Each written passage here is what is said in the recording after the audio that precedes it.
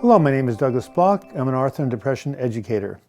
Welcome to your Depression Recovery channel, where each week we talk about practical tools and coping strategies for healing from depression and anxiety. The title of today's talk is Your Pets Can Keep You Here. Before we start, we have to tell our regular joke. And one of my videographers said, well, tell one about pets. So here it goes. Why do dogs make bad dancers? They have two left feet. Right, so as I mentioned, the title of today's video is Your Pets Can Keep You Here. And over the years that I've been a depression educator, run groups, I've noticed that many people tell me that one of the reasons they keep on living is because of their attachment to their pets. It's a well-known finding in the mental health community that actually having a pet can improve your sense of well-being. I remember that someone said petting a cat lowers your blood pressure, and I better start petting Bruce a lot more because my blood pressure has been high.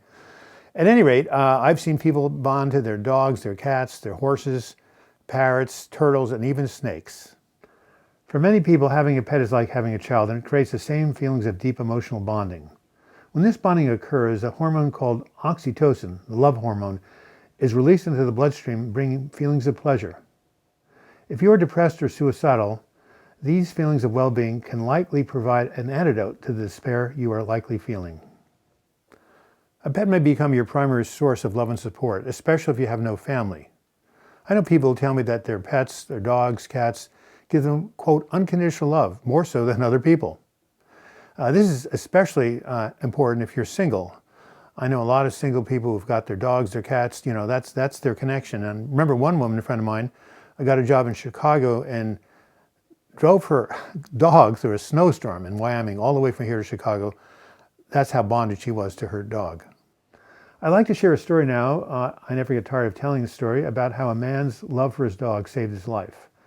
Way back when, in 2002, when I was starting to run depression support groups, a guy came up one evening. He was driving a really nice Porsche. He walked in, he had a three-piece suit. I don't know how much it cost, 10 grand maybe. And he had a Rolex watch. And he was also very good looking. He was an attorney. I said, what is this guy doing in this group? Well, he told the group that the night before he had actually gone out to his garage, put a tube from his tailpipe into the car, turned on the ignition, and he was intending to die by suicide through carbon monoxide poisoning. At that moment, he realized he has forgotten to feed his dog. Okay, he said, I better well feed, Fido one more time. And he went into the kitchen, fed the dog, and said, wait, what was I doing? And that kind of snapped him out of his trance. Now, why may you ask why such a person, successful person, wanted to kill himself? Well, the old Beatles song, Money Can't Buy Me Love, his fiancée of 2 years had simply rejected him the night before, and in a moment of despair, he thought that life was no longer worth living. Now I'd like to share another powerful testimony from a man named Andrew, who's a YouTube commenter. Andrew had been in the Army, had PTSD, had been depressed and suicidal for many years, in and out of hospitals. And this is what he said about his relationship with his dog. I have a service dog and she literally keeps me alive. I recommend that if you are suicidal and alone, try to get a little buddy. Animals have no malice, no manipulation, have absolute loyalty, and will love you even if you don't love yourself.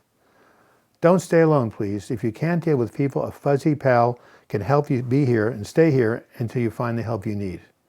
It doesn't have to be a service dog. Just a pet who has endless love for you, no matter how bad you feel.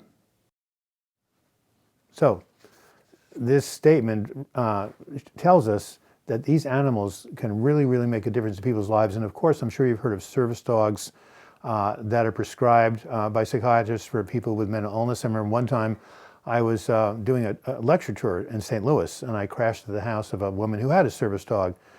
Very wonderful animal. She was very proud of him, except what happened is, when I wasn't looking, he went into my suitcase and ate my script. Oh well, thank God I'd said it many times before. Finally, for those of us who are more bonded to felines and canines, bonding to a cat can also keep us alive. It certainly was true for me in my third major depressive episode.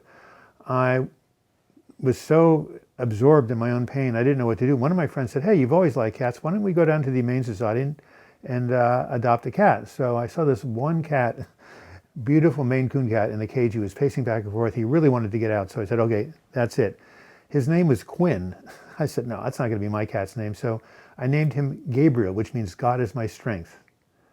And sure enough, that cat became my strength because nurturing him over the next 6 or 7 months gave me a reason to keep on being here until I finally got well. I love these stories about the impact of pets on people's lives. So I'd like you to let me know about your stories. Have you ever had an animal that really made a big difference in helping you through a difficult period? Or do you have one now? And is it helping you right now in your sense of mental health and mental well-being? If you'd like to share your story, please leave it in the comments section, as so many of you do, or you can email me, douglasbloch@gmail.com. And I might as well sign off now. I just gave my email address. This has been Douglas Bloch. Thank you for watching this video. I hope you enjoyed it. If you would like to, again, leave me your comments or give me some feedback about this video or have any other questions, email me, douglasbloch@gmail.com. If you'd like to basically subscribe to this channel, well, simply go ahead and when the closing credits occur, click on my photo. You'll be taken to the subscribe page, and there you can click on the subscribe button. And if you click on the bell to the right, you'll be notified every time I post a new video or a new live chat. And until we meet again, I wish you the best in your mental health recovery. Thank you so much for tuning in.